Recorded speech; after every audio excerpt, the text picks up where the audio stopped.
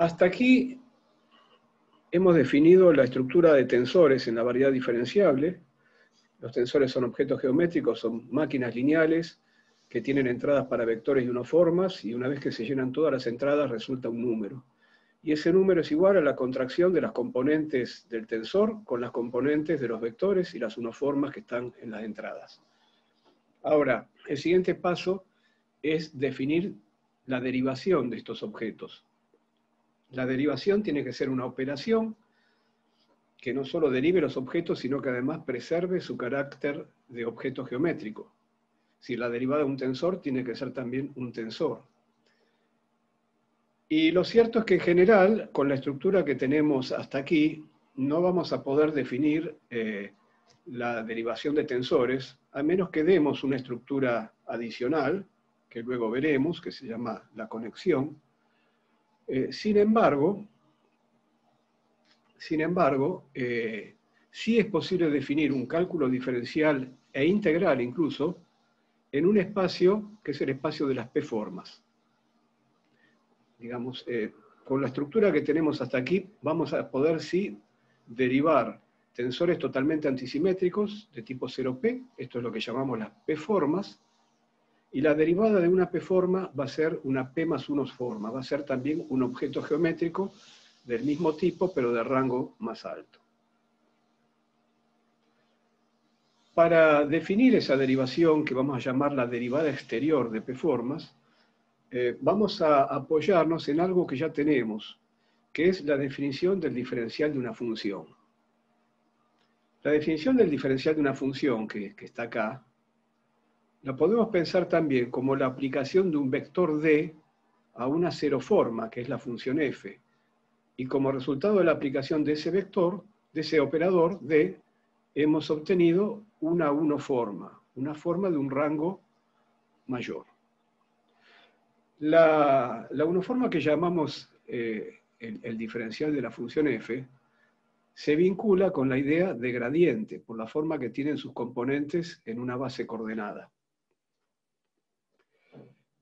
Por supuesto, el gradiente, en este caso, es un covector, es una unoforma, no es un vector todavía, y por el momento, hasta tanto no tengamos una métrica, no vamos a poder establecer una asociación entre covectores y vectores y viceversa, que eso se hace subiendo y bajando índices, y para eso hace falta una métrica. Pero la métrica es una estructura que todavía no se ha presentado. Todavía nuestra variedad diferenciable posee muy poca estructura. Entonces, la idea ahora es decir, bueno, si esta definición de la derivada de una función, del diferencial de una función, se puede pensar como la aplicación de un operador D que sube el rango de la P-forma, en este caso de una 0 forma pasamos a una 1 forma, tratemos de generalizar esta misma idea para operar con un operador D sobre P-formas y obtener como resultado una P más 1 forma. Entonces, bueno, dada una P-forma cualquiera, y recuerden que la manera de escribir una P-forma es, por supuesto, un desarrollo en la base del espacio correspondiente, y esa base está formada por el producto tensorial totalmente antisimetrizado, que eso es el producto wedge, de los elementos, en este caso de la base coordenada, del espacio cotangente. Y recuerden que teníamos dos maneras de indicar lo que va acá adelante. O poníamos omega j, k, l, etcétera, p índices, ordenados de menor a mayor, y entonces poníamos las barritas, o poníamos todos los ordenamientos posibles, y en ese caso, como estábamos repitiendo p factorial veces la misma cosa, dividíamos por 1 sobre p factorial. En cualquier caso, lo que está acá adelante, omega j, k, l, es la componente jk, etcétera, l, de la p-forma omega. ¿Cómo sabemos eso? Bueno, porque si recordamos cómo arranca el producto wedge, el producto tensorial totalmente antisimetrizado, el primer término es el término de xj, tensor de xk, tensor, etcétera, tensor, el producto tensorial común. De manera que digamos, pensándolo en el caso de la primera posibilidad, la de las barritas, con los índices ordenados de menor a mayor, y no está en 1 sobre p factorial. Lo que diríamos entonces es, por ejemplo, omega 1, 2, etcétera, etcétera, y lo que sea, y este producto wedge empezaría con el producto tensorial de x1 por dx2, etcétera, etcétera. Entonces esa omega 1, 2, etcétera, es la componente 1, 2, etcétera del tensor, porque es el coeficiente que acompaña a un elemento de la base del espacio respectivo, que es el espacio T0P, al elemento de x1, tensor de x2, tensor, etcétera. Bueno, muy bien, todo eso para refrescar un poco cosas que vimos ya hace una semana, pero la idea entonces es definir la derivada exterior de una P-forma, tratando de copiar lo que teníamos acá, para el caso de una ceroforma. Yo voy a dar una definición operativa, voy a simplemente copiar lo que está ahí. Pero una definición operativa no es una buena definición. Porque lo que yo tengo que probar, más allá de la operación que voy a hacer, de cómo voy a derivar la P-forma, lo que tengo que probar es que el objeto así definido es verdaderamente un objeto geométrico. Es verdaderamente una P más 1 forma. Entonces, déjenme introducir la definición operativa y más adelante vamos a probar que realmente esta definición tiene sentido, en el sentido de que es independiente de la carta, que realmente estamos definiendo un objeto geométrico. Muy bien. Entonces vamos a decir que la derivada exterior de la P forma omega que estamos viendo acá se calcula operativamente, digamos, es lo siguiente.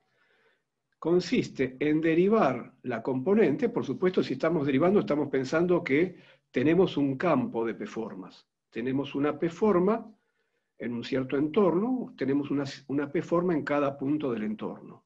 Tenemos un campo, y entonces estas componentes serán funciones de punto.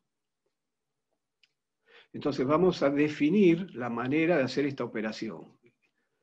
La operación va a consistir en derivar cada una de las componentes omega j kl respecto de cada una de las coordenadas x, y multiplicar por delante con el diferencial xy.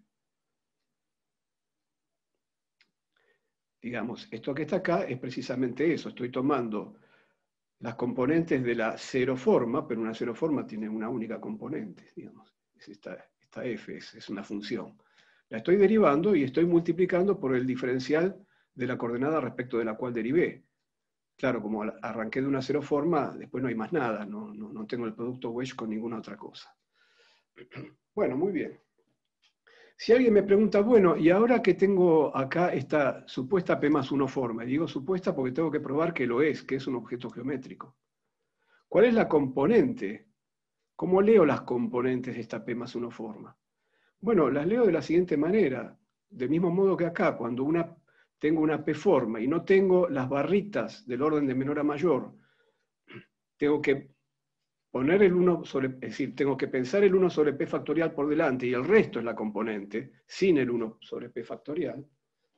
Entonces acá, como lo que supuestamente estoy obteniendo es una P más 1 forma, voy a multiplicar y dividir por 1 sobre P más 1 factorial, teniendo en cuenta que acá no hay ninguna barrita. Entonces, quiero que aparezca el 1 sobre P más 1 factorial, para que lo que venga después sí, lo voy a leer como la componente. Entonces, si yo multiplico y divido sobre P más 1 factorial, en principio no hago nada. Pero ahora, el P más 1 factorial que divide, lo separo, lo dejo acá adelante. Y el que multiplica, lo combino con este 1 sobre P factorial y me da un factor P más 1. Y entonces todo lo que está acá, por supuesto antisimetrizado necesariamente, porque viene acompañando a todo este producto wedge, y el producto wedge es un producto tensorial totalmente antisimetrizado. De manera que automáticamente los índices JKL ya estaban antisimetrizados, porque vengo de una P-forma, la P-forma omega. Pero ahora, por esta misma operación, por este nuevo producto wedge que se agregó acá, el índice I queda totalmente antisimetrizado con todos los otros. De manera que lo que tengo que leer como componente acá es lo que está entre llaves.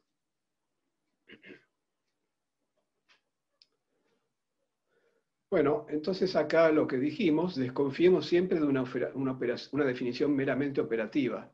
En tanto no demuestre que el objeto definido es una P más 1 forma, todavía no tenemos nada. Pero déjenme posponer esa demostración para ver un ejemplo. Ya sabemos derivar una C0 forma, ahora vamos a derivar una 1 forma en este ejemplo. Entonces tomamos una 1 forma, la desarrollamos en base coordenada, los A sub j son las componentes de la 1 forma. Entonces, ¿cómo se define la derivada exterior de la 1 forma? Bueno, va a ser una 2 forma, en este caso, que deriva las componentes de la 1 forma y multiplica por delante. Esto de por delante es importante, porque no se olviden que este producto es antisimétrico, así que me puedo equivocar en un signo si no lo hago de esta manera. Entonces multiplico por delante con el diferencial de la coordenada respecto de la cual derivo, y sumo sobre todas las coordenadas, sobre todas las derivaciones. Entonces, bueno, el tema de cómo leo la componente, insisto, lo puedo leer como acabo de decir, introduciendo el 1 sobre P más 1 factorial, multiplicando y dividiendo, o puedo hacerlo de manera más directa, decir, bueno, este producto wedge entre dxy y dxj lo puedo expandir, es el producto tensorial totalmente antisimetrizado. Y entonces fíjense lo que ocurre. Tanto i como j son índices mudos, están sumados. Entonces, bueno, acá tengo i con i, j con j. En el otro término los tengo al revés. Entonces voy a hacer lo siguiente. En el segundo término, como son índices mudos, a j lo voy a llamar i y a i lo voy a llamar j. Y entonces de esa manera voy a poder sacar de factor común dxy por dxj. Pero como cambié los nombres, en el primer término me quedó la derivada i de aj, pero en el segundo término me queda restando la derivada j de ai. Y entonces ahora, ¿qué digo? Bueno, acá ya perdí el producto wedge, me quedó el producto tensorial de elementos de la base, y entonces, como siempre, lo que acompaña al producto tensorial de elementos de la base es precisamente la componente del objeto. Así que aquí estamos viendo cuál es la componente del objeto. Vamos a ver si hecho de la otra manera llegamos al mismo resultado. Hecho de la otra manera era, primero hacemos la derivación según la receta que dimos, y luego multiplicamos y dividimos por P más 1 factorial. Como estamos derivando una 1 forma, P vale 1, y entonces tengo que multiplicar y dividir por 2 factorial, que es 2. Entonces me queda el 1 medio afuera, y lo que queda dentro, antisimetrizado, es la componente. Eso era lo que habíamos dicho. Y entonces, bueno, finalmente, ¿cuál es la componente IJ de este objeto que es la derivada exterior de A? La componente IJ es 2 veces la derivada I de AJ antisimetrizada. Pero la derivada I de AJ antisimetrizada es 1 medio de IAJ menos de JI. 1 medio que multiplica todo. Es decir, de IAJ menos de JI, todo multiplicado por 1 medio. El 1 medio con este 2 se cancela y me queda entonces lo mismo que habíamos obtenido más arriba. Bueno, este ejemplo en particular es útil para cuando hagamos algo en electromagnetismo, que todavía la aplicación al electromagnetismo está un poco retrasada, digamos, pero bueno, recién acá estamos viendo lo que necesitamos para hacer esas aplicaciones, esos ejemplos. A podría ser acá el cuadripotencial electromagnético. El cuadripotencial electromagnético es una 1 forma. Cuadri en n igual a 4, por supuesto, ¿no? Nosotros hasta aquí la dimensión puede ser cualquiera. Pero bueno, cuando hacemos electromagnetismo en el espacio-tiempo de 4 dimensiones, entonces el cuadripotencial es una 1 forma en 4 dimensiones, y la 2 forma que está calculada acá sería el tensor de campo electromagnético, cuyas componentes son precisamente estas cantidades. Bueno, entonces ahora sí, vamos a probar que esta definición operativa que dimos para la derivada exterior de una P-forma es verdaderamente un objeto geométrico. A pesar de que la definición la hemos hecho apelando a una carta, porque hemos derivado en una carta, hemos elegido un juego de coordenadas. Vamos a ver que, sin embargo, eso que hemos definido es independiente de la carta. Lo vamos a hacer en el caso más simple, que es en el caso P igual 1, pero van a ver cuál es la naturaleza de la demostración y se van a convencer de que la demostración se puede generalizar fácilmente a cualquier rango de formas. Entonces, para P igual a 1, lo que tenemos que hacer es tomar una forma, como hicimos recién con el ejemplo anterior, y demostrar que independientemente de la carta que elijamos para desarrollarla, el resultado va a ser el mismo.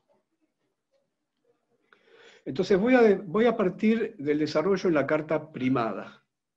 Entonces en ese caso voy a derivar, según la receta, las componentes de la unoforma respecto de las coordenadas primadas y voy a multiplicar por delante con el diferencial de la coordenada primada respecto de la cual derivo y sumo luego. Entonces, ahora voy a usar cómo se transforman las componentes de unoformas ante cambio de base coordenada. Entonces, esta omega j' que estoy derivando acá, la voy a escribir como omega j derivada de xj respecto de xj'. Suma sobre j, claro. Bueno, muy bien. Hecho esto, entonces, esta derivada respecto de x y' va a entrar en el paréntesis y va a derivar a cada factor. Entonces, voy primero a derivar omega j. Y de xj de xj' queda sin derivar. Y luego voy a derivar de xj de xj'. Entonces me queda la derivada segunda de xj por la derivada de xj', derivada respecto de xj' y derivada respecto de x y'. Y me queda omega j sin derivar también. Ahora, acá está el secreto. El secreto es que las derivadas parciales conmutan. Entonces, estas derivaciones son simétricas en i'J', y así sucedería si sigo aumentando el rango. Entonces, esto que es simétrico en i'J', porque no importa en qué orden derivo, está contraído con algo que es antisimétrico en i'J', porque el producto wedge es totalmente antisimétrico. Entonces, la contracción de un objeto antisimétrico con un objeto simétrico da automáticamente 0. Entonces, de esta manera se elimina este término y lo que queda lo manejo de la siguiente manera. Digo, bueno, acá en el primer término tenía que derivar omega j respecto de x' y lo hago con la regla de la cadena. Derivo a omega j respecto de xy y multiplico por la derivada de xy respecto de xy'. Perfecto. Ahora voy a hacer lo siguiente. La derivada de xj respecto de xj' la combino con el diferencial xj', y esa es la forma en que cambia la base coordenada. Lo que voy a obtener es de xj. Y la derivada de xy respecto de x', y la combino con el diferencial de xy', y también eso me da de xy. Pero este es el resultado, digamos, que hubiera obtenido si hubiera partido con la operación en la base coordenada xy, xj, etc. Es decir, es el resultado que hubiera obtenido si hubiera partido de la otra forma de desarrollar en la otra base la misma p-forma, la misma 1-forma en este caso. Entonces quiere decir que no importa en qué base arranco para hacer esa operación que definimos antes, cualquiera sea la base en la que arranque, ya sea la primada y hago esta operación, o sea la otra, la sin primar, y hago la misma operación, los resultados son iguales. Entonces el resultado es independiente de la carta, y por lo tanto el resultado es tensorial. Estamos realmente definiendo una P más 1 forma. Bueno, así como la derivada exterior de una ceroforma tiene que ver con la noción de gradiente a nivel de covectores, vamos a ver que otras nociones familiares, como la de divergencia o de rotor, también las podemos encontrar a partir de esta operación de derivada exterior. En el caso de rotor, voy a tomar una unoforma y le voy a aplicar la derivada exterior, pero pero lo voy a hacer en una variedad de 3 dimensiones. Voy a tomar n igual a 3, de manera que la unoforma ahora es omega x diferencial x más omega y diferencial y más omega z diferencial z. Estas coordenadas se llaman x y z, pero no son coordenadas cartesianas. Lo cartesiano no está definido todavía. Un juego de coordenadas es cartesiano si la métrica en esa base tiene determinadas propiedades, pero acá no tenemos métrica. De manera que las hemos llamado x y z nada más que porque estamos en 3 dimensiones y es cómodo llamarlas así. Entonces, ¿cómo hago la derivada exterior? Bueno, vamos al primer término. A la componente omega x la tengo que derivar respecto de x, de y y de z. Cuando la derivo respecto de x, multiplico por delante por diferencial x. Pero diferencial x por diferencial x es 0, ese no va, entonces. Sigo siempre con el primer término. Derivo respecto de y y multiplico por delante por diferencial y. Me queda diferencial y por diferencial x. Sigo con el primer término, derivo respecto de z y multiplico por delante por diferencial z. Esta es la operación de derivar respecto de xy y multiplicar por delante por diferencial xy. Como tengo una suma sobre todos los valores de y, en este caso hay 3 valores posibles que corresponden a las coordenadas x y z. Y acá están los 3 términos que se obtienen derivando el primer término nada más. Ahora tengo que repetir lo mismo con los otros 2 términos. No lo voy a hacer porque todo va a ir igual. Por ejemplo, en el caso del segundo término empiezo derivando omega y respecto de x. Multiplico por delante por diferencial x. Ya, si derivo respecto de omega y, al multiplicar por delante por diferencial y, me queda diferencial y por diferencial y. El producto wedge de 2 unoformas iguales es 0 siempre, es idénticamente nulo. Así que en la práctica, cuando hagamos esta operación directamente, esto ni lo escribimos, ya sabemos que esto no va. Y así siguiendo. Y finalmente derivo el tercer término. Así que hubiera obtenido 9 términos en total, pero hay 3 términos que son idénticamente 0, me quedan 6 términos. Ahora fíjense, en esos 6 términos tengo un término que es proporcional a diferencial x por diferencial y. Es decir, es un término que juega con la componente xy. Tengo acá otro término que es proporcional a diferencial y por diferencial x. Pero como el producto es antisimétrico, esto lo puedo dar vuelta, cambiando el signo, y entonces tengo 2 términos en diferencial x por diferencial y. Los agrupo, y como tuve que cambiar el signo, me aparece este menos acá. Esto que está acá es lo que me da la componente xy del objeto derivada exterior de omega, que es una 2 forma. Hago lo mismo con las otras combinaciones, y entonces me va a quedar una componente xz y finalmente una componente iz. Entonces vean ustedes que la estructura que quedó acá, si omega x, omega y, omega z fueran componentes de un vector, pero no son de un vector, son de un covector. Pero la estructura es la misma que conocemos para el rotor de vectores en coordenadas cartesianas. Como ven, el rotor es una noción que está más bien ligada a la derivada exterior de unoformas. Que después lo pensemos como un vector es porque vamos a tener una forma de asociar unoformas con vectores. Finalmente, la divergencia aparecerá, bueno, tomemos ahora la derivada exterior de una 2 forma de vuelta en una variedad de 3 dimensiones. Entonces, la 2 forma se escribe omega xy de x de y más omega z de x de z más omega y z de y de z. Lo que estoy haciendo acá es usando la notación, digamos, de las barritas, es decir, poniendo solamente los términos con los índices ordenados de menor a mayor. Y como tengo 2 índices, porque se trata de una 2 forma, y cada índice puede tomar 3 valores, x y z, la forma de ordenarlos de menor a mayor, llamando a x el índice 1, a y el índice 2 y a z el índice 3, son xy, xz e iz. Esas son las 3 posibilidades. Y entonces lo que me aparece son las componentes directamente. Acá no necesito pensar en el 1 sobre 2 factorial o cosas por el estilo, porque ya estoy ordenando de menor a mayor. Bueno, ahora hacemos la derivada exterior. Entonces, lo mismo de siempre. Voy al primer término. ¿De cuántas formas puedo derivar el primer término? No lo puedo derivar respecto de x, porque ya hay un diferencial x acá.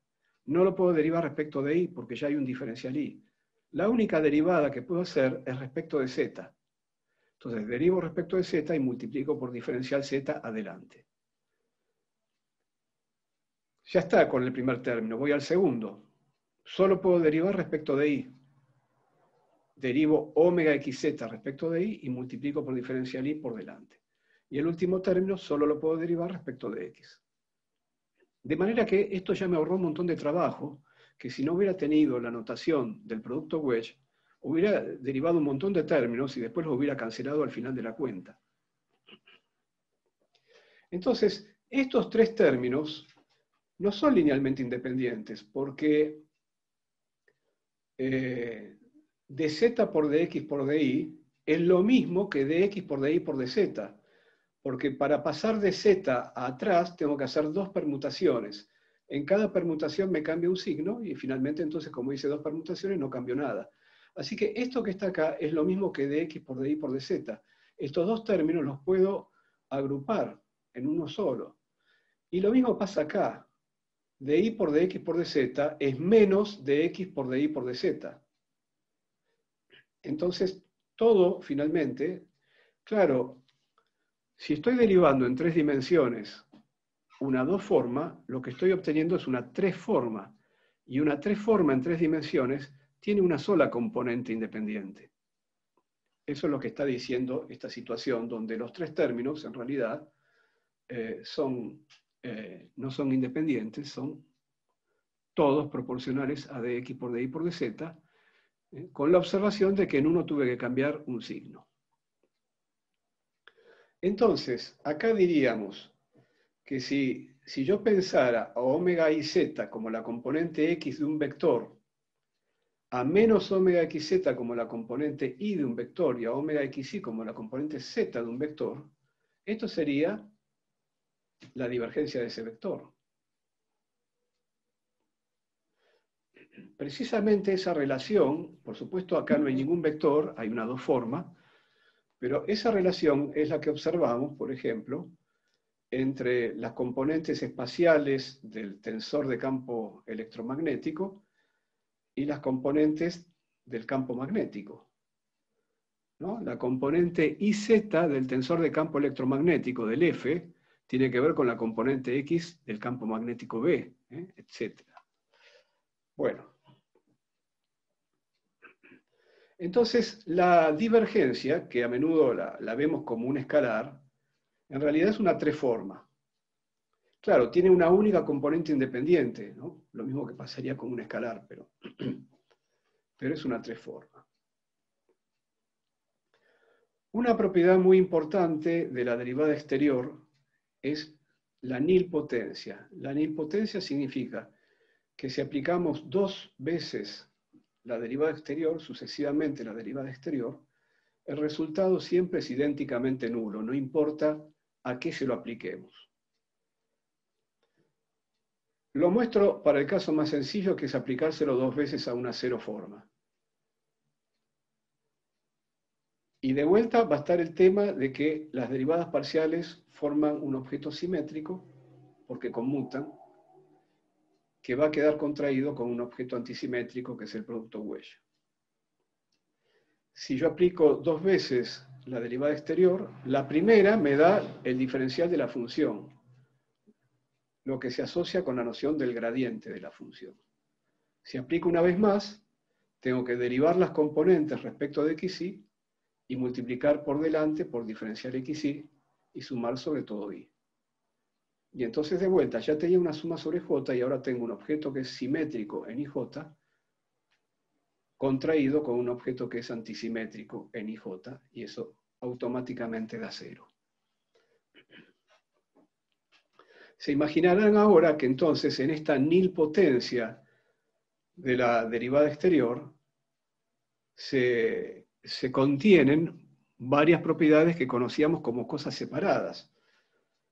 Porque si la derivada exterior de una ceroforma se asocia a la idea de gradiente, entonces esta cosa que estamos haciendo acá con la derivada exterior dos veces de la ceroforma, que da idénticamente cero, no es otra cosa que el rotor de un gradiente da idénticamente cero.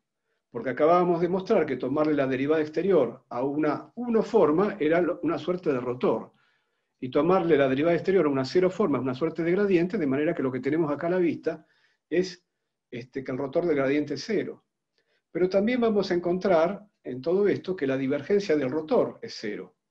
Es decir, todas esas propiedades, rotor de gradiente, divergencia de rotor en 3 dimensiones, pero acá en n dimensiones van a tener toda una familia de propiedades que son la misma propiedad.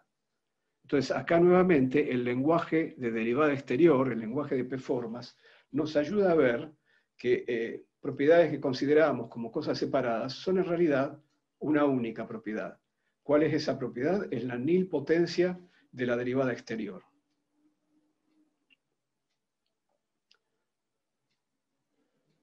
Bueno, otras propiedades que se demuestran fácilmente de la derivada exterior.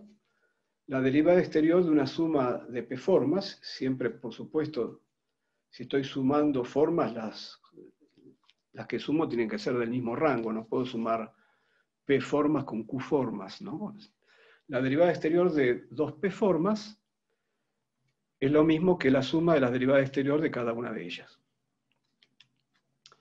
Esto es una propiedad que uno espera de toda derivada, y por supuesto proviene de que esta derivada exterior se construye con las derivadas parciales, así que esta propiedad surge naturalmente.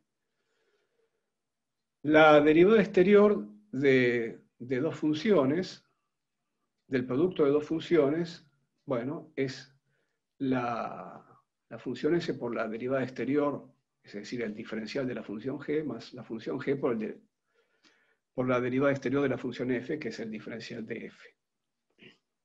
Ahora, si en lugar de tener el producto de dos ceroformas, tuviese el producto de una p-forma por una q-forma cualquiera, aquí sí puedo multiplicar con producto Wedge formas de distinto rango. Si yo multiplico una p-forma por una q-forma, obtendré una p más q-forma, no hay ningún problema. ¿Y qué pasa cuando derivo el producto? ¿Habrá una suerte de regla de Leibniz? Sí. La derivada del producto es la derivada exterior del primer factor por el segundo sin derivar, más menos 1 a la p, siendo p el rango del primer factor, omega por la derivada de eta, el segundo factor. Este menos 1 a la p, enseguida vamos a ver de dónde aparece, pero quiero comentar que si uno toma un libro de matemáticas, la derivada exterior no va a ser definida operativamente, porque es una forma sucia de hacerlo, sino que más bien va a ser definida a partir de pedir propiedades como estas, y la nilpotencia, y bueno, y ver qué es lo que sale, ¿no? Así que nosotros primero la definimos operativamente, luego demostramos que era un objeto geométrico y finalmente estamos dando estas propiedades. Bueno, el menos 1 a la p, ¿de dónde aparece? Cuando yo tengo el producto de una p-forma y una q-forma, y ya hemos visto ejemplos en la clase pasada, las componentes, digamos, yo las escribo adelante, porque las puedo escribir en cualquier lugar, son números o son funciones si se trata de un campo que voy a derivar, y después vienen los elementos de la base. Los elementos de las bases van a tener p factores que vienen de omega, multiplicados por q factores que vienen de eta. Entonces, yo voy a derivar las componentes, las de omega y las de eta, usando la receta que dimos como definición. Entonces, ¿qué va a pasar? Cuando derive las de eta, las funciones que corresponden a las componentes de eta, que la estoy derivando adelante, la receta me dice, multiplique adelante por el diferencial de xy, de la coordenada respecto de la cual está derivando. Pero si yo quiero formar finalmente en este resultado la derivada exterior de eta, a ese dxy que está multiplicando por delante, lo tengo por delante incluso de los elementos de la base que acompañan a la ómega, los p primeros factores. Para construir el diferencial eta, tengo que pasar por encima de esos p primeros factores y reunirme, poniendo por delante el diferencial xy, con los factores que correspondían a la base que formaban eta, para construir ahí el diferencial eta. Espero que esto se entienda solamente con comentarlo.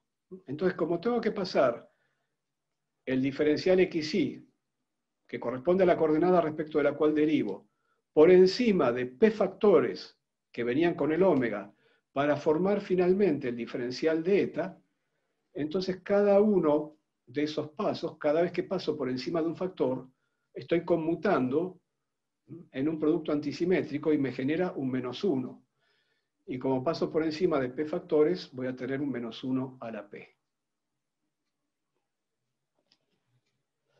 Bueno, entonces tenemos también la regla de Leibniz, salvo por este factor. Tenemos linealidad y regla de Leibniz. Eso es lo que queremos, digamos, eso es lo que, el corazón de una derivada. Es una operación lineal y que tiene regla de Leibniz. Bueno, muy bien.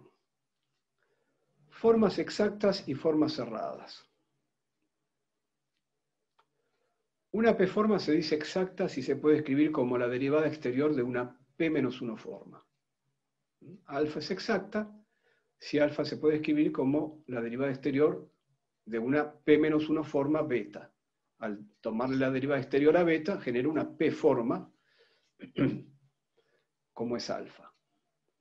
Y diremos que es cerrada, que una p-forma alfa es cerrada, si su derivada exterior vale 0. Está claro que por la nilpotencia de la derivada exterior, cualquier forma exacta es cerrada. Si alfa es exacta, le tomo la derivada exterior a alfa y me queda 2 veces la derivada de beta, pero 2 veces la derivada de beta, no importa quién es beta, me da 0 por la nilpotencia de la derivada exterior. Entonces, si alfa es exacta, automáticamente es cerrada. Pero la cuestión interesante es si la inversa es cierta. Si es cierto que cualquier forma cerrada es exacta. Y lo interesante de la respuesta que va a tener esta pregunta es que la respuesta es sí localmente, pero globalmente depende de la topología de la variedad. Acá vamos a ver un ejemplo, ¿sí? Supongamos que un conjunto de ecuaciones diferenciales fue condensado en una única ecuación entre p formas. ¿Qué quiere decir esto? Esto es una relación entre las derivadas de las componentes de ómega y las componentes de eta. Si eta es una p-forma y ómega es una p-1 forma, bueno, ¿cuántas componentes independientes tiene esta ecuación? Bueno, el combinatorio NP, ya sabemos, que es el número de componentes independientes que tiene las p-formas. Entonces, si ómega es una p-1 forma, diferencial ómega es una p-forma, tenemos el combinatorio NP de ecuaciones independientes. Cada una de esas ecuaciones independientes es una ecuación diferencial. La podemos pensar como una ecuación diferencial, donde en ese caso pensaríamos a las componentes de ómega como incógnitas y a las componentes de eta como cosas dadas. Y me están preguntando, bueno, ¿cuánto vale ómega? Entonces, bueno, ese sería un problema interesante. Uno de los problemas interesantes es saber cuál es, si para que esta ecuación tenga solución ómega, tenga una solución ómega, qué condiciones necesarias se deberían cumplir. Y si esas condiciones necesarias son además suficientes para que exista la solución. Antes de analizar la cuestión, digamos que este tipo de problemas es un problema que nos aparece a menudo en física. Por ejemplo, en las ecuaciones de Maxwell tenemos derivadas de los campos, por ejemplo, la divergencia del campo eléctrico igualado con la densidad de carga eléctrica o proporcional a la densidad de carga eléctrica. El rotor del campo magnético igualado para un campo magnetostático, por ejemplo, con la densidad de corriente eléctrica. Entonces tenemos derivadas de las componentes de un campo, el campo E, el campo B, y del otro lado tenemos las fuentes del campo. Entonces, esto que estamos acá a punto de considerar es perfectamente un problema físico de interés. También esto podría ser la relación entre un potencial ómega y su respectivo campo. Lo dijimos antes, por ejemplo. La relación entre el potencial electromagnético y el campo electromagnético es de este tipo. El campo electromagnético F es una 2 forma que se escribe como la derivada exterior de una 1 forma que llamamos A, el potencial. Bueno, muy bien. Entonces, si alguien me da este sistema de ecuaciones diferenciales y me preguntan, bueno, ¿esto tiene siempre solución o hay alguna condición necesaria que se debe cumplir? Bueno, por lo pronto yo digo, si a mí me dan esta fuente y me preguntan cuál es el campo ómega, o si me dan este campo y me preguntan cuál es el potencial ómega, ambos tipos de problema, bueno, por empezar yo tengo que decir, D es un operador nilpotente. Así que si yo aplico a ambos lados D, a la izquierda tengo 0, idénticamente. Por lo tanto, la única fuente admisible es una fuente que sea cerrada. Una fuente cuya derivada exterior valga 0, si no esta ecuación no tiene sentido. Para poder resolver esta ecuación es una condición necesaria que eta sea cerrada.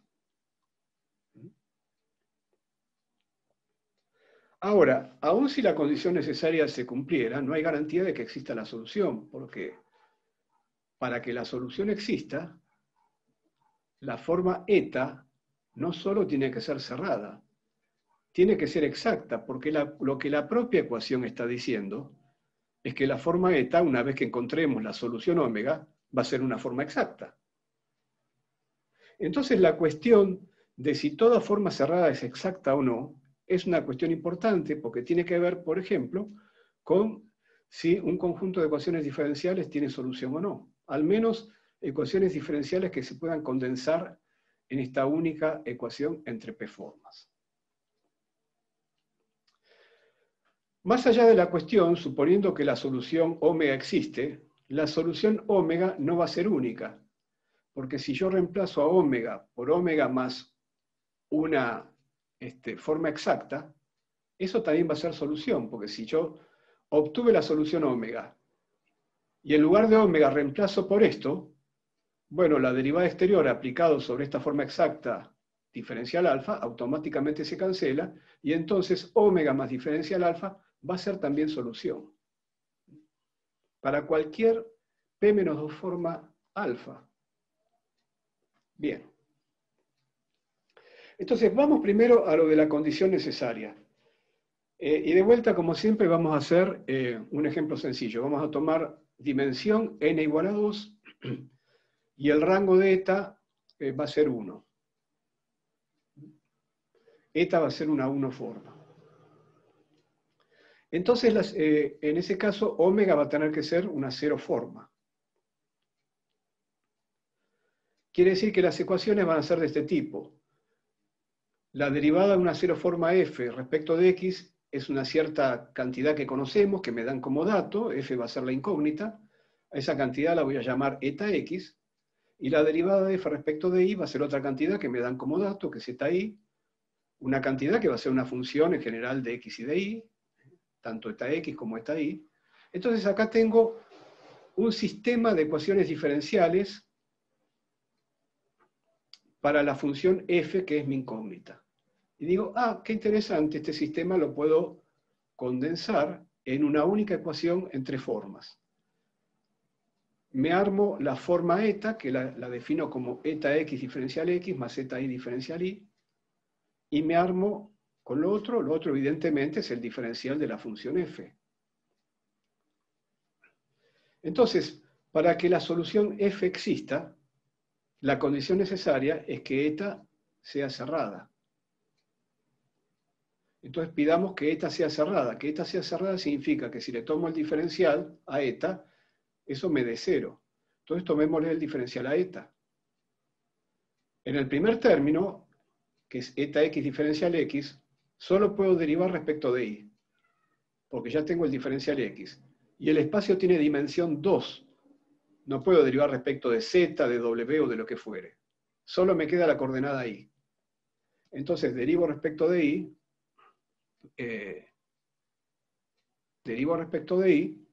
estoy acá, y multiplico delante por diferencial y.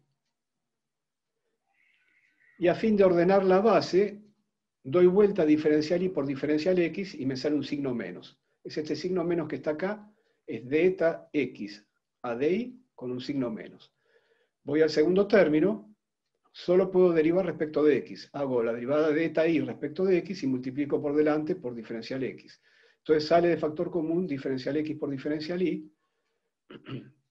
me quedó en primer lugar la derivada de eta y respecto de x. Como esto tiene que ser 0, lo que obtengo como condición necesaria para que exista la solución es esto que está acá. Pero esto no es ni más ni menos que la igualdad de las derivadas cruzadas de f, porque eta y es la derivada de f respecto de y eta x es la derivada de f respecto de x. Entonces me queda acá que la derivada de f respecto de y respecto de x es igual a la derivada de f respecto de x respecto de y. Esto es lo que habitualmente solemos hacer. Decimos, bueno, si yo derivo esta primera ecuación respecto de y esta segunda ecuación respecto de x, como las derivadas cruzadas de f son iguales, porque las derivadas parciales conmutan, la condición necesaria para que el sistema tenga solución, entonces, es que la derivada de eta x respecto de y sea igual a la derivada de eta y respecto de x, que es lo que obtuvimos acá. Bueno, entonces, ahora sí vamos a hacer el intervalo hasta las 4 y 5 y vamos a dejar abierta la pregunta interesante. ¿Esta condición necesaria es suficiente para que haya solución? ¿Es suficiente que esta sea cerrada para que resulte también exacta? Si eso fuera así, en el problemita que estábamos planteando hace un rato, entonces sería suficiente verificar la condición necesaria para que la ecuación tenga solución, bueno, para asegurar que la ecuación tiene solución, no solo que la condición es necesaria, sino que sería suficiente.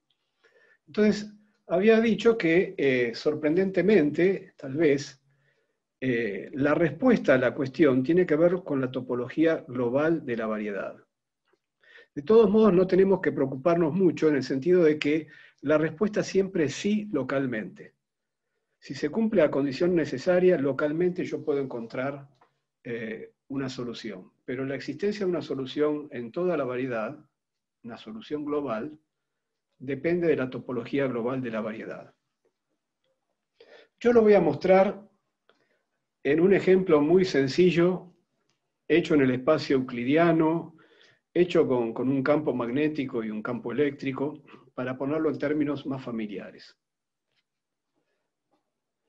Por ejemplo, el campo magnético de un hilo de corriente, una corriente rectilínea, es proporcional a 1 sobre R, se envuelve alrededor de la corriente, así que tiene la dirección de θ versor. Insisto, estoy ahora en el espacio euclídeo, así que tengo versores, los versores tienen módulo 1, los puedo medir. Yo con lo que tengo hasta acá, con la geometría diferencial que tengo hasta acá, no tengo manera de medir vectores. Esa estructura todavía no está. Pero vayamos a un caso conocido, como digo, en el espacio euclídeo. Para ser correctos, este campo magnético, que todos conocemos, no está definido, bueno, tomé un plano, tomé R2, ¿no? Un plano que corta a la corriente, con eso me alcanza para decir lo que voy a decir. No está definido en todo el plano R2, sino que está definido en R2 menos el origen, porque en R igual a 0 esto no está definido. Tampoco está definido el θ versor en el origen. Ahora, sabemos que este campo tiene rotor de B igual a 0, porque en cualquier punto donde sí está definido, tiene rotor de B igual a 0. En realidad el rotor de B es proporcional a J, pero J es singular, es una delta de Dirac en el origen. Entonces, fuera del origen, en R2 menos el origen, el rotor de B vale 0.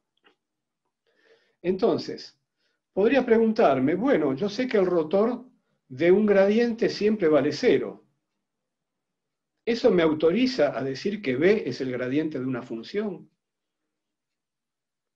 Es la misma cuestión que la que estoy planteando más arriba. Si yo sé que la forma eta es cerrada, ¿eso me autoriza a decir que es exacta? ¿Que es la derivada de algo? Bueno, lo mismo acá. Que el rotor de B valga 0, ¿me autoriza a decir que B es el gradiente de algo? Bueno, hay que tener cuidado porque localmente sí, pero globalmente no. Y nosotros nunca hemos usado en electromagnetismo que B es el gradiente de algo, salvo quizás en alguna cuestión de campo magnético, de imanes, de imanes con magnetización permanente, no sé. Tal vez ustedes usaron ese argumento, pero lo usan en general para el vector auxiliar H, no para el propio campo B. Pero bueno, no importa. Más allá de eso. Lo que quiero mostrarles es que sí estoy autorizado a decir que B es el gradiente de algo, pero solo localmente. Globalmente no puedo. Entonces, si B fuera el gradiente de algo, ¿qué sería esa función? Bueno, bastaría usar el teorema de Stokes, como sí lo haríamos para el campo eléctrico, ¿no? El campo eléctrico, el rotor vale 0, es el gradiente de algo, etc. Entonces, integraríamos por algún camino, por cualquier camino al campo, porque siendo el campo el gradiente de algo, la integral va a ser independiente del camino. Bueno, ustedes hagan la cuenta, pero imagínense, por ejemplo, sobre un camino de R constante. Bueno, la longitud sería 2pi por el radio se va con el radio que está acá abajo. Bueno, sería 2pi por el radio si hiciera una circunferencia completa, si no sería un arco de circunferencia. Así que esta integral va a ser proporcional al arco, al ángulo, va, lo mismo, al ángulo. Entonces va a ser en general A por tita más una constante. Esto lo verifican ustedes. Efectivamente, si le toman el gradiente a tita, cuando toman el gradiente en polares, la componente tita del gradiente es 1 sobre r derivada tita. Así que si hacen 1 sobre r derivada tita, le queda el 1 sobre r que está acá, ¿no? Bueno, esa es la... Así que efectivamente esta función phi funciona para obtener el b. Ahora, si funciona para obtener el b, ¿por qué no usamos esto? Bueno, porque tita no es una función univaluada en R2 menos el origen. Cuando yo doy una vuelta, finalmente me encuentro que hay un punto que tenía tita igual a 0, y doy la vuelta y ese mismo punto tiene tita igual a 2pi. Entonces, globalmente, esta función phi, este supuesto potencial que tendría, potencial escalar que tendría el campo magnético, no está bien definido. Entonces, en R2 menos el origen, B no es globalmente exacto. B no es globalmente el gradiente de un potencial. Ahora, si yo cambiara la topología y recortara, y ustedes recuerden que recortar es cambiar la topología. Si recortara, si le sacara un semieje acá al plano R2, hasta llegar al origen, cualquier semieje, no importa, yo saqué pero es lo mismo. Entonces, en este otro espacio que tiene otra topología global, B es globalmente exacto, porque el tita estaría univaluado en todo el espacio. No aparecería el conflicto que mencionábamos.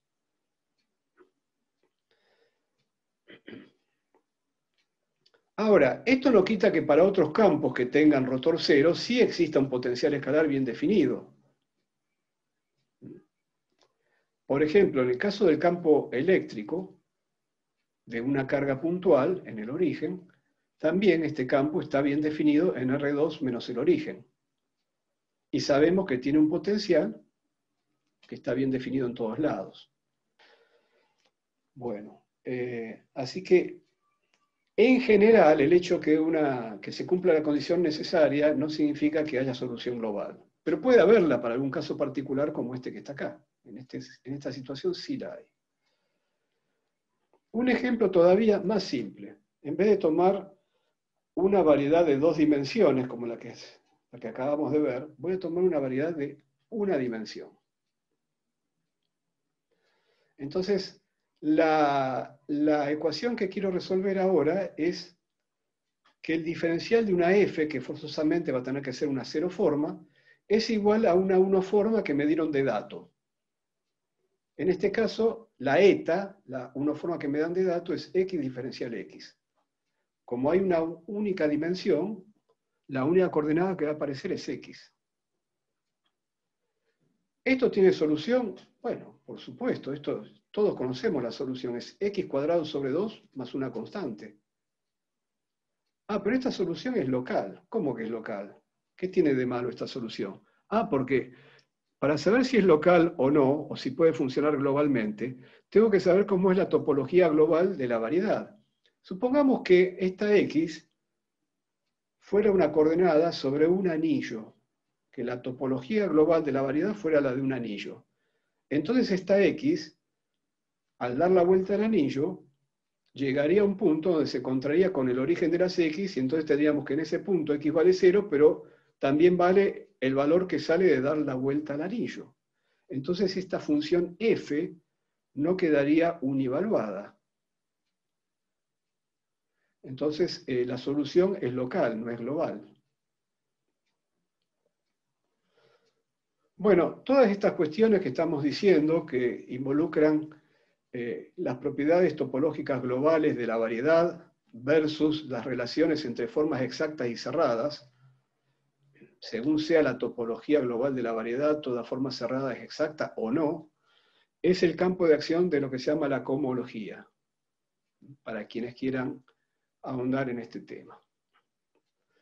Entonces voy a pasar a lo que se llama el lema de Poincaré, aclarando que para algunos autores el lema de Poincaré es la propiedad de nilpotencia de la derivada exterior, y llaman lema de Poincaré inverso a lo que vamos a ver, pero bueno, yo lo llamo lema de Poincaré porque así está en el Schutz, así que lo vamos a dejar con este nombre.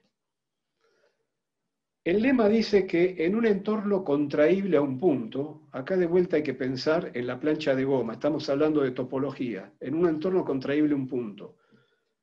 En R2 menos el origen, donde hay un agujero, R2 menos el origen no es contraíble a un punto, por ejemplo, porque para contraerlo a un punto tendría que pegar el agujero, y pegar no es un homeomorfismo. Entonces, el lema dice así: en un entorno contraíble a un punto, con lo cual está definiendo la topología, una sola solución particular de la ecuación que nos tiene preocupados, donde omega es incógnita y eta es dato, una solución particular, porque recuerden que si encuentro una solución tengo otras soluciones. Si a omega le sumo una forma exacta, automáticamente también es solución. Una solución particular se puede construir de esta manera.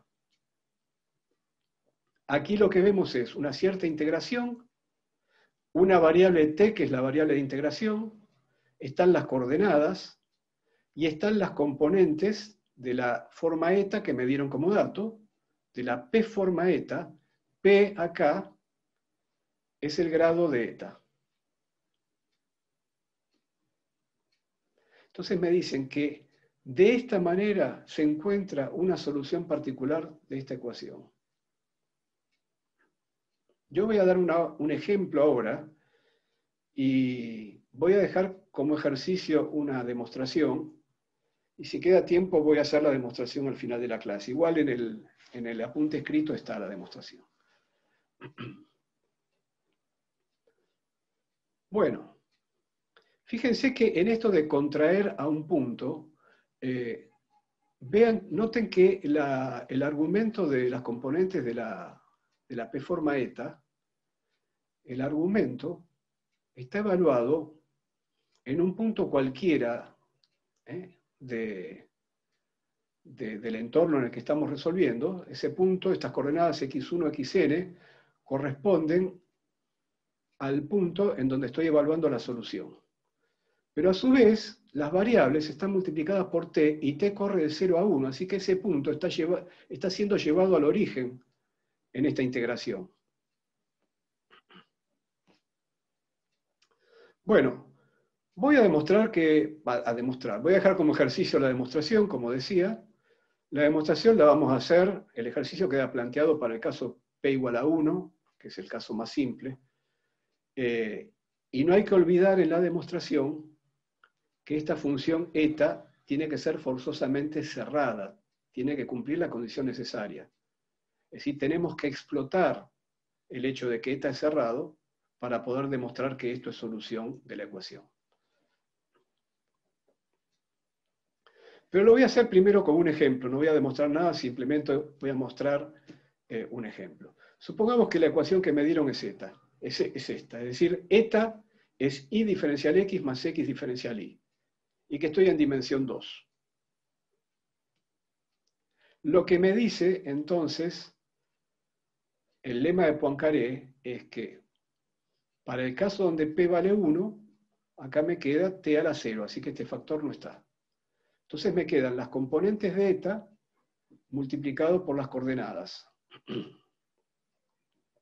Las componentes de eta, como esta es una forma, bueno, pueden ser eta 1 y eta 2. Así que me va a quedar. Y eta 1 y eta 2 están evaluadas en las coordenadas multiplicadas por t. Entonces me va a quedar eta 1 multiplicado por x y eta 2 multiplicado por y. Los otros índices no cuentan acá.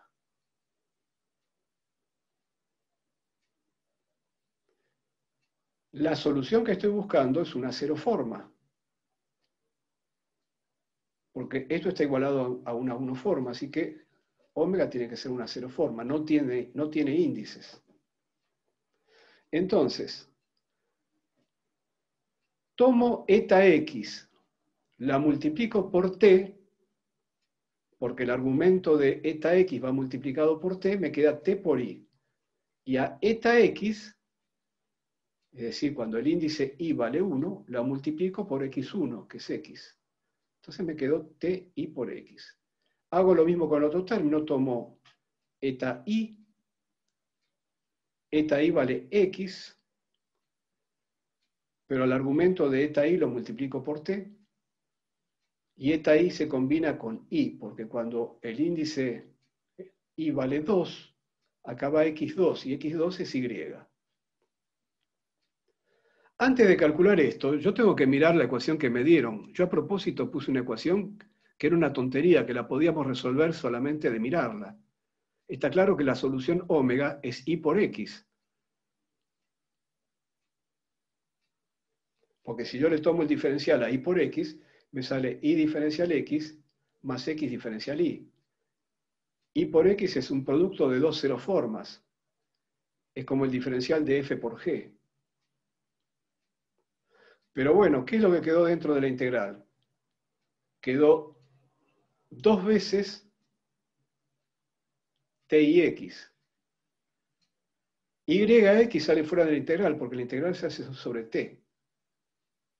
Y entonces me quedó ix fuera de la integral, t diferencial t. La integral es t cuadrado sobre 2. Entre 0 y 1 me queda un medio. 2 i por x por un medio. I por x. Bueno. ¿Está bien?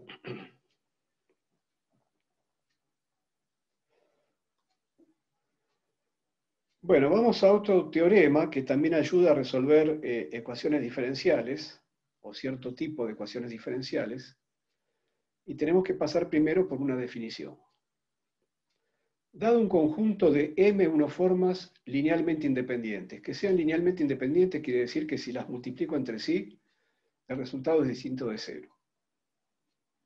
Que no hay ninguna que sea proporcional a la otra, porque como son unoformas, si una de ellas fuera proporcional a otra de ellas, o a una combinación, no importa, pero tomemos el caso más sencillo.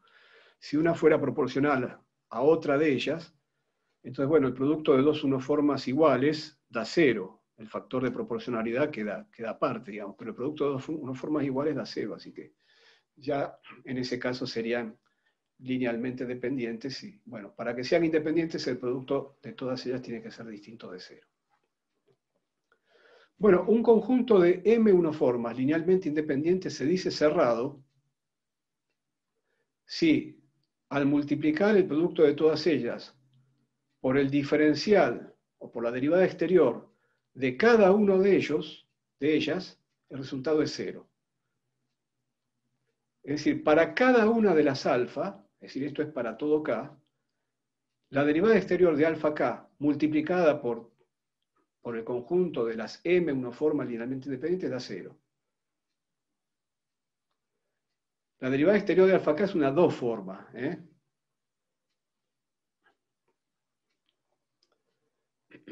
Bueno, muy bien. Entonces, esto se llama un conjunto cerrado de M unoformas linealmente independientes.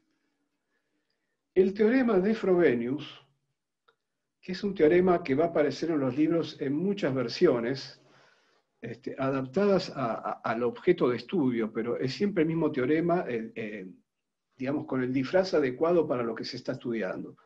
Para lo que queremos estudiar acá, el disfraz adecuado es este que vamos a ver ahora. El teorema dice que un conjunto de M unoformas es cerrado si solo si existen funciones P y J, QJ, tales que cada una de esas unoformas se puede escribir de esta manera, como una combinación lineal con los coeficientes P de los diferenciales de las funciones QJ. Bueno, ¿para qué sirve esto? Supongamos que yo puedo,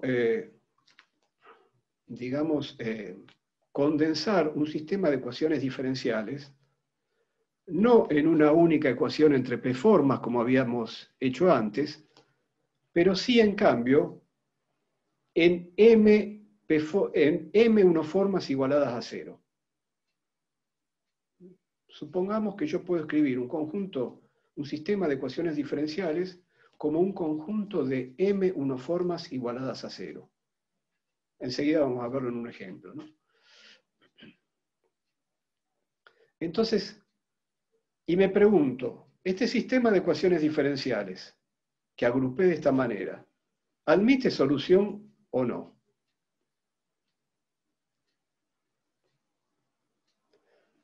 Por ejemplo, cuando hablamos de las ecuaciones para las líneas de campo, de un campo vectorial, eran n ecuaciones diferenciales de primer orden. El resultado que esperamos encontrar son las líneas de campo. Las líneas de campo son subvariedades de la variedad. Son subvariedades de dimensión 1. Yo les dije en ese momento que ese sistema siempre tenía solución, pero que no lo estaba demostrando. Bueno, resulta que ese sistema de ecuaciones se puede reescribir como un conjunto de unoformas igualadas a 0. Enseguida vamos a ver de qué manera, es muy simple. Entonces, la pregunta es, ¿me puede ayudar el teorema de Frobenius a decidir si ese sistema de ecuaciones presentado como unoformas igualadas a 0 tiene o no solución? Bueno, el teorema de Frobenius me va a decir que tiene solución si el sistema es cerrado. Porque si el sistema es cerrado, entonces la subvariedad, que es la solución que estoy buscando, por ejemplo las líneas de campo, que son subvariedades, la subvariedad que anula a todas las unoformas, a todas las alfa i, es la subvariedad donde todas las Q sub j son constantes. Las Q sub j son funciones de las coordenadas. Si yo tengo n funciones de las coordenadas igualadas a constantes, o igualadas a 0, es lo mismo, igualadas a constantes, lo que estoy definiendo en la variedad es una subvariedad. Si yo tengo, por ejemplo, una única función igualada a una constante, estoy definiendo una subvariedad de dimensión n-1. Si tengo m, como tengo acá, porque j va desde 1 hasta m m funciones independientes igualadas a constantes, estoy definiendo una subvariedad de dimensión n menos m. Entonces, esa subvariedad tiene que ver con la solución del sistema de ecuaciones. En el caso de la línea de campo, esa subvariedad son las líneas de campo que estoy buscando. Entonces, para eso nos va a servir, en este caso, el teorema de Frobenius.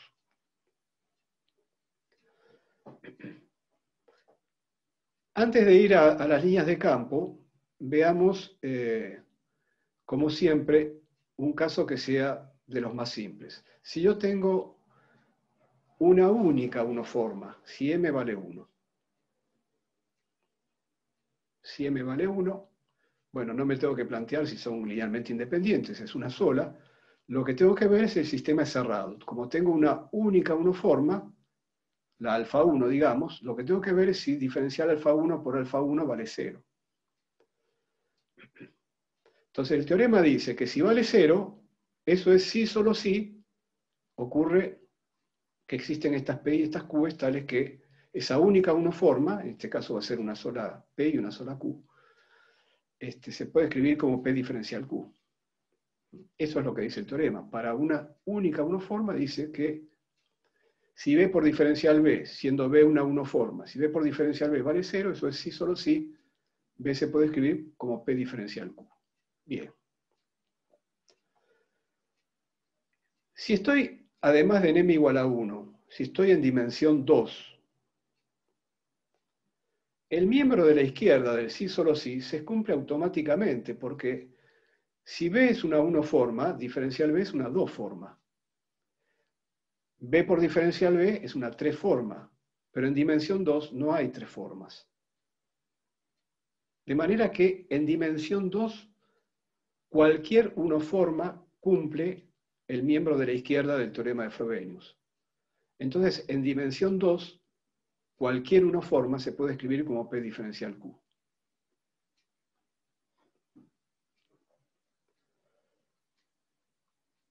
Es esto que está acá y lo voy a ejemplificar. Esto en el Schutz está, en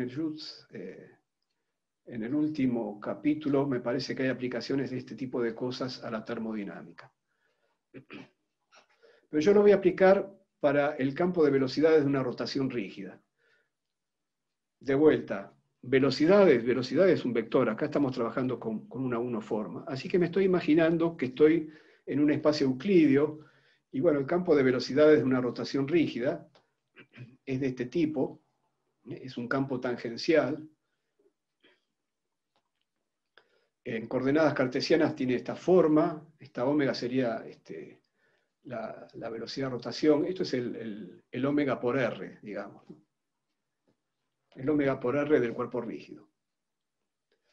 Pero por cierto, nosotros acá no tenemos ningún vector, ningún producto vectorial, solo estamos con unoformas. Bueno, ¿es cierto que esto que está acá, que es una unoforma, lo puedo escribir como P diferencial Q? Sí, es cierto, y es fácil que verifiquen que puedo hacerlo así, con este valor de P y con esta Q. Entonces, el solo hecho de que se pueda escribir esta unoforma como P diferencial Q, me dice también que esta unoforma se anula sobre la subvariedad Q igual constante. ¿Cuál es la subvariedad Q igual constante? Bueno, como Q es I sobre X, Q igual constante es la recta I igual constante por X. Las Q igual constantes son las subvariedades que corresponden a las rectas que pasan por el origen. ¿Y por qué esta unoforma se anula sobre esta subvariedad? Y bueno, porque esta unoforma, cuando se aplica a un vector tangente a esta subvariedad, que es una curva, una recta en este caso, aplicada sobre estos vectores radiales, la unoforma, que sí, esa operación tenemos derecho a hacerla, con la maquinaria que tenemos hasta aquí, bueno, la unoforma es definida como una máquina lineal sobre los vectores, así que esto sí lo podemos aplicar. Bueno, aplicada sobre un vector tangente a esta subvariedad, esta unoforma da 0. En otras palabras, como la unoforma es azimutal, porque correspondería a la velocidad, entre comillas, de un cuerpo rígido, la aplicación sobre un vector radial da 0. Vamos al ejemplo de la línea de campo. Entonces, me dan un campo vectorial, un vector en cada punto de una región, de un entorno. Lo desarrollo eligiendo una carta en ese entorno. Entonces lo desarrollo en la base coordenada. Las componentes van a ser funciones de punto, porque esto es un campo. Y la pregunta era si puedo integrar las ecuaciones para las líneas de campo. Las líneas de campo son curvas tales que el campo B es tangente a la curva en cualquier punto. Entonces, como las componentes de los vectores tangentes a una curva, si yo conozco las ecuaciones paramétricas de la curva, las funciones x y de lambda, el vector tangente, dadas las ecuaciones paramétricas, la derivada de las x y de lambda respecto de lambda, bueno, estas componentes del vector tangente se tienen que igualar a las funciones que me dieron como dato.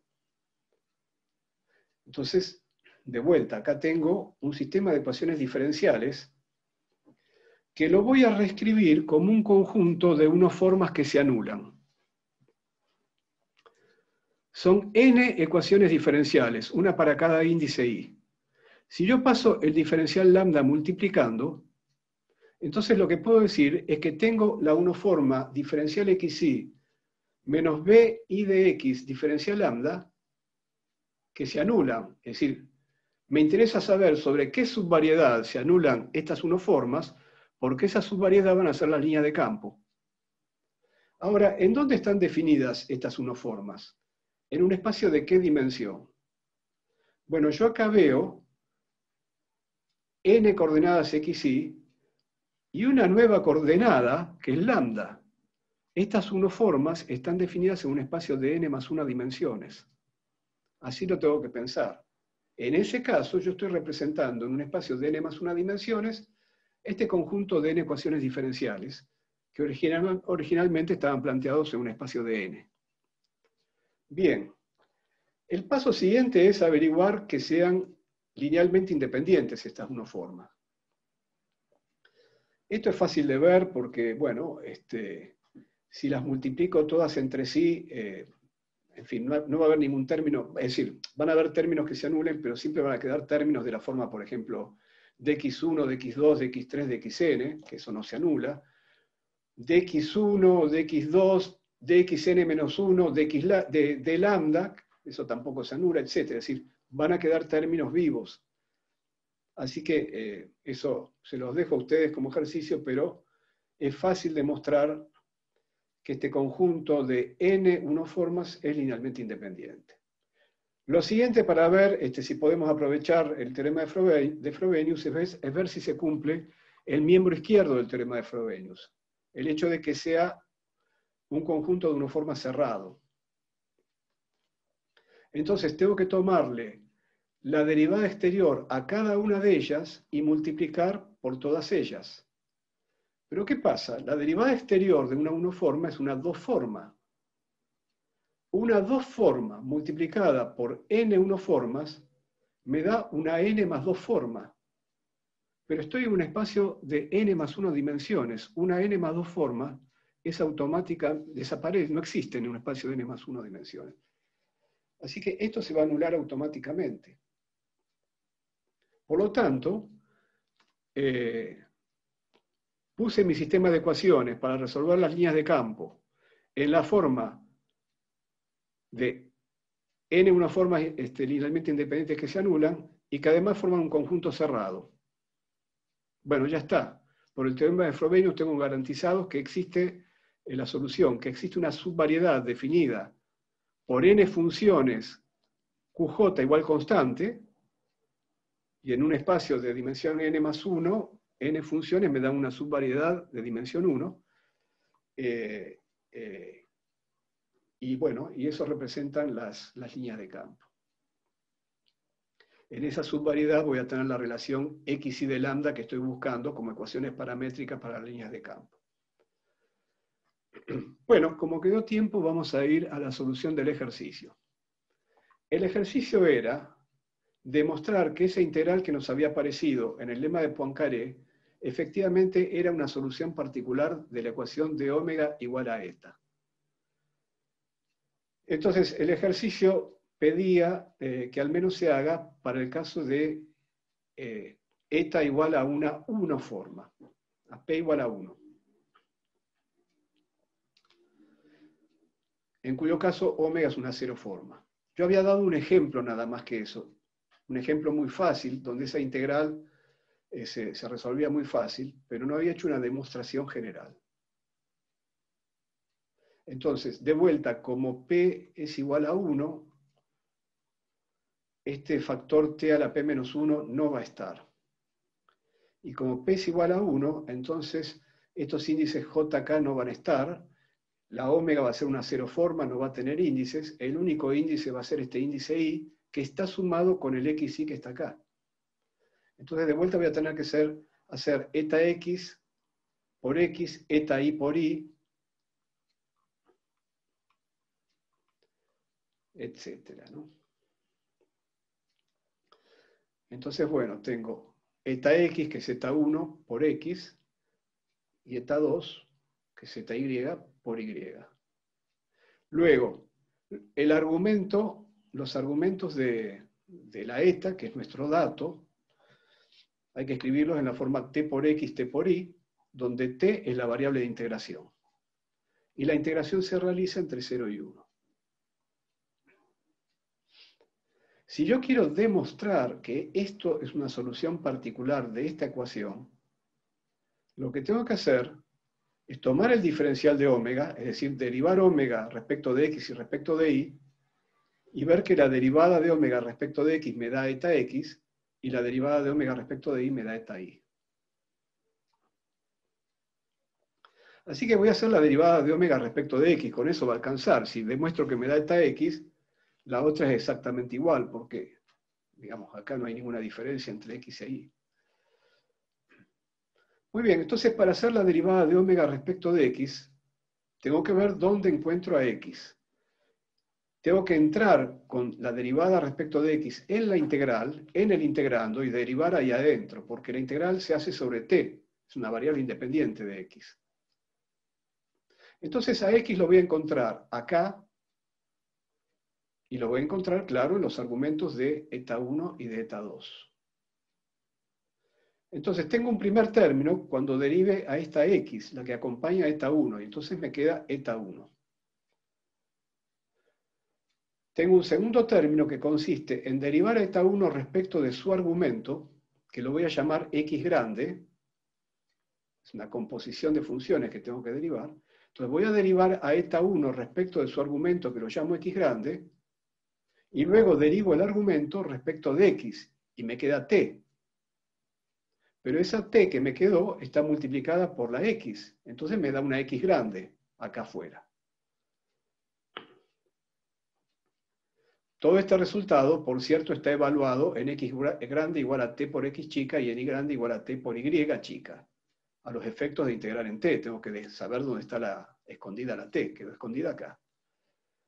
Para el siguiente término tengo que hacer exactamente lo mismo. Para derivar respecto de x chica, derivo eta 2 respecto de x grande, y luego derivo x grande respecto de x chica, y me da un t. Ese t lo junto con el y que está acá, y me da un y grande. Y de vuelta todo esto está evaluado en x grande igual a t por x chica y grande t por y chica. Muy bien, hasta acá, ¿yo qué quiero demostrar? Quiero demostrar que la integral me va a dar eta 1, que la derivada de omega respecto de x me va a dar eta 1, es decir, eta sub x. Bueno, fíjense que acá todo el secreto va a estar en usar la condición necesaria. Yo tengo que contar con la condición necesaria. La condición necesaria era que eta tenía que ser cerrada. Y si eta es cerrada, ya sabemos, ya lo hemos hecho antes del intervalo, si eta es cerrada, la derivada de eta 2 respecto de su primer argumento tiene que ser igual a la derivada de eta 1 respecto de su segundo argumento. Entonces, acá es donde viene la clave, porque voy a reemplazar esta derivada de eta 2 respecto de x grande por la derivada de eta 1 respecto de y grande. Entonces, ¿qué voy a tener? Voy a tener eta 1 más la derivada de eta 1 respecto de x grande, por x grande, más la derivada de eta 1 de vuelta respecto de y grande por y grande. Todo eso lo voy a poder juntar de esta manera en el integrando. Esto lo tienen que probar ustedes, pero es fácil, fíjense. Si yo ahora derivo respecto de t dentro del corchete, la primera t la encuentro acá. Fíjense que ahora no estoy derivando respecto de x y de y. Estoy derivando respecto de t acá. La primera t la encuentro acá. Y entonces el primer término que obtengo es eta 1 en x grande y grande. Es este primer término.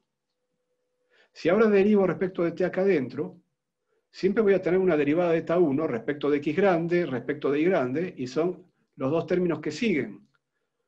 De eta 1 respecto de x grande, y de eta 1 respecto de y grande, porque reemplacé por la condición necesaria. Así que efectivamente la condición necesaria me permite escribir el integrando de esta manera. Pero entonces no tengo que hacer ninguna integral, porque la integral de la derivada respecto de t integrado en t es simplemente la función primitiva, evaluada en 1 y en 0. Pero evaluada en 0, como acá hay un t, me da 0, y evaluada en 1 me da eta 1 en xy. Entonces la derivada de omega respecto de x me da eta 1, y la derivada de omega respecto de y me va a dar eta 2, claro. Entonces es cierto que esta omega cumple la ecuación que quería resolver. Bueno, es bastante sorprendente que ese tipo de ecuaciones, a nivel de p-formas, tenga una solución general que se pueda escribir de esa manera. Muy bien, con esto terminamos entonces.